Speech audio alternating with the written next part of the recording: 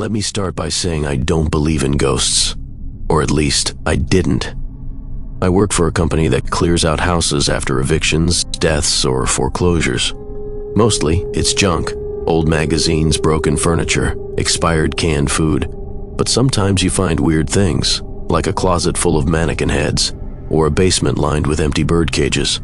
You learn not to ask questions. You bag it, tag it, and move on. 3 months ago, we got a job upstate, old farmhouse. The owner, an 86-year-old woman named Mavis Turner, had died in her sleep. No family, no will, just decades of hoarded trash and a whole house to clean. We were told the power was off, but when we got there, the lights worked. That should have been our first red flag. The place stank of dust and dead mice. My coworker Julio took the upstairs. I started in the kitchen. Most of the cabinets were filled with spoiled food and ancient jars of preserves that looked more like formaldehyde experiments than anything edible. And then I found the jar. It was tucked in the back of a corner cabinet. Clear glass, sealed tight, thick black lid. Inside was a pair of lips, human lips. Not decomposing, not dried out, just pale, slightly blue, perfectly intact, like they'd been freshly cut and dropped into formalin. Except there was no fluid, just the lips, floating there in nothing. I thought it had to be fake, some sick art project. I took a picture and sent it to Julio, but the actual fuck. He replied with a thumbs up emoji and bring it upstairs LOL. So I did. When I walked into the upstairs hallway, I heard him talking to someone. Except it didn't sound like him. The voice was too soft, feminine, whispery. I knocked, "Yo, who's up here?" No response. I found Julio in the master bedroom, sitting on the edge of a musty bed, staring at an old vanity mirror. "Dude," I said, "you good?" He didn't answer. His eyes were glassy, like he was in a trance. I shook his shoulder. He blinked, looked at me, then down at the jar in my hands. "What is that?"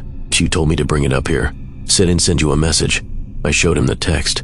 He stared at it like it was written in a foreign language. "I didn't send that, man. I swear, my phone's dead. Battery's been gone since I came up here." He pulled it out of his pocket and showed me. 0 battery. Black screen. We should have left. We both knew it. But curiosity won. We pried open the jar and held our breath.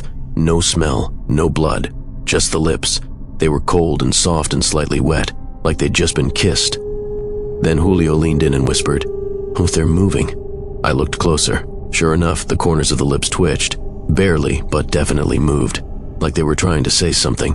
"Dude, I don't like this," I said. He reached for them. "Don't." Too late. His fingers brushed the lips. He jerked back like he'd been burned. His hand was shaking. They kissed me." "What?" Mine moved. "They kissed my hand, but I put it back in the jar." He nodded, gingerly slid the lid back on. We sealed it tight with duct tape. We should have thrown it in the garbage. But no, like fucking idiots, we took it with us. Back at the truck, I tossed the jar into a milk crate with some other weird antiques we were going to drop at the warehouse for appraisal. But for the rest of the day, something felt off. Julio kept rubbing his lips and muttering. I caught him whispering to himself, softly, like he was repeating someone else's words, and I kept hearing sounds, whispers, breathing. At 2 a.m. that night, I woke up with my phone buzzing. Unknown number, no caller ID. I let it ring out. Then came a voicemail. I didn't want to listen, but I did. It was just lips smacking, and a whisper, faint and childlike, "Come closer." I blocked the number. Next day, Julio didn't show up to work. I went to his place. His car was there. Front door was unlocked. I found him in the bathroom staring at his reflection, lips red, swollen. He turned to me with this dazed look. It had kissed me again.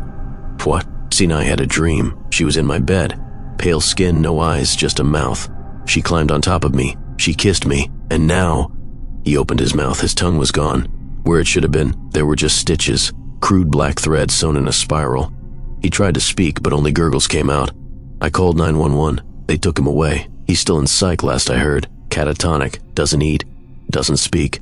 Just stares at the wall. That night, I checked the warehouse crate. The jar was gone. I asked around. No one saw it. Cameras glitched for an hour around the time it vanished. I thought maybe Julio had taken it, but he hadn't. I checked the hospital. He'd been there since the morning. Then I started getting the dreams. She doesn't have a name. I know because she told me. In the dreams, she's always at the foot of my bed, pale, naked, hair like wet moss, and those same lips stitched into her face like they were sewn on from someone else. She never speaks out loud, but I hear her voice. "You found me. Said I was waiting, and now let me in.